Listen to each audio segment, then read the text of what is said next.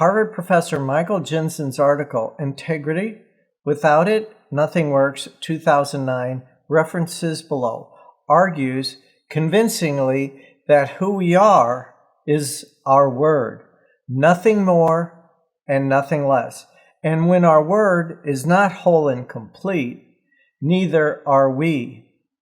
He also asserts that when our integrity is in, it is a state in which we produce 100 to 500% increase in output or productivity. We inherited, when we were born, certain cultural discourses that inform us of what is valuable, what we should strive for. To name a few, for example, beauty, fame, fortune, power. Some of us reject that idea and are just as constrained by the negation of what society says. We do just the opposite. We become anti-beauty, anti-fame, anti-fortune, and so on. It's all the same discourse. It's all the same trap, and you know where it ends. You've seen the pictures of what happens to the beauty queens over the years in the media. They're happy to show you the stark contrast of people we swooned over who are now, what do we say? So, whichever way you wound up being, it's not your fault. No one gave you any alternative until now. I'm not advocating for you to give up all your worldly possessions, never wear makeup, become ignorant, and buy a moped for transportation. That is just another kind of prison. For a deep dive, see Speaking Being 2019 for this business of a constraint that we wound up being. Let's work on another possibility. This could be a relief for those of us who consider ourselves to be our looks, financial status, education, acumen, our titles, or even lack of any of these things. And I think that's all of us. After all, we can never be attractive enough, have enough money, or possessions, or know enough, or have the highest job title, or whatever that is for us, that we put together as a 5-year-old. Back then, it was the fastest or most expensive car, the biggest, baddest truck, a harem, Barbie or Ken looks, or something just the opposite. We know all this. It's not like I'm saying anything you haven't heard of before. Robert DeRopp in '68 wrote The Master Game, drove home this point.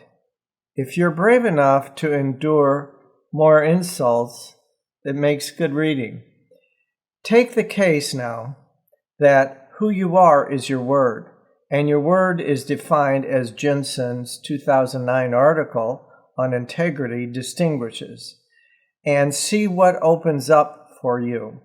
Jensen defines our word as 1. What you said.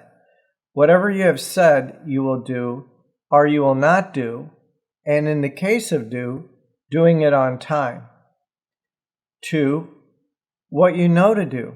Whatever you know to do or know not to do, and in the case of doing it as you know it is meant to be done and doing it on time, unless you have explicitly said to the contrary. 3.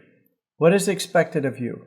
Whatever you are expected to do or not do, even when you are not explicitly told. And in the case of doing it on time, unless you have explicitly said to the contrary. 4. What you say is so. Whatever you have given your word to others as to the existence of something or some state of the world, your word includes being willing to be held accountable, that the others would find your evidence for what you have asserted also makes what you have asserted valid for themselves. 5. What you say you stand for. What you stand for, whether expressed in the form of a declaration made to one or more people, or even to yourself, as well as what you hold yourself out to others as standing for, formally declared or not, is part of your word. 6. The social, moral standards, the group ethical standards, and the governmental legal standards of right and wrong, good and bad behavior in the society, groups, and state in which one enjoys the benefits of membership are also part of your word, unless you have explicitly and publicly expressed an intention not to keep one or more of the standards, and is willing to bear the cost of refusing to conform to these standards. I assert you can find one or more of these missing in each and every upset that exists in our lives, in your life, in my life.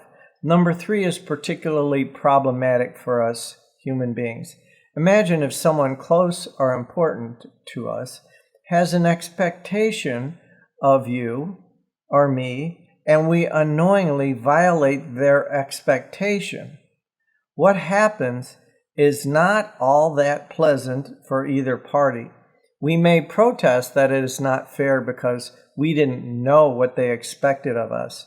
However, that's how we are caused in the matter of the upset. We need to let people that are important to us know what they can expect in order to avoid these upsets and make our expectations of them explicit. You can imagine the impact on performance and output of our word and what happens when we violate the integrity of our word. There are reasons why we don't practice this, and you can find them in that same article by Jensen, or conveniently at the Social Science Research Network, link below.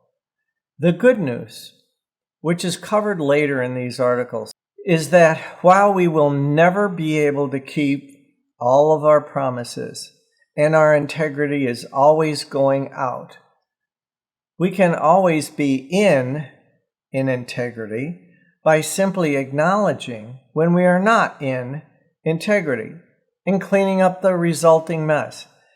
That restores our word. That gives honor to our word. We honor the word that we gave, and that's what integrity is, honoring your word, not always keeping your promises, but honoring that you did give the promise and cleaning up the mess. There's another extraordinary benefit that is not very obvious. More will be said about this in later communications. But briefly, we have distinguished ourselves from our psychology. That is to say, from our emotions, our moods, our feelings. We have total dominion over our word, in contrast to our emotions, which arise seemingly at random. What we distinguished above gives us complete and total control over our lives, rather than just being jerked around by our emotions, or waiting for some emotion to inform us what to do or not do about something based on how we feel about it and what emotions we have about it. As we develop our integrity muscle, this will become more evident as we gain more power. Reference to this is in the course materials for the Being a Leader and Effective Exercise of Leadership by Erhard and others in 2022, links below, and where they came from. In the future, we will be exploring emotions and where they came from. See Barrett's book on how emotions are made, written in 2018, below. Thanks for listening. Like it if you do. I appreciate any feedback as we continue on this journey.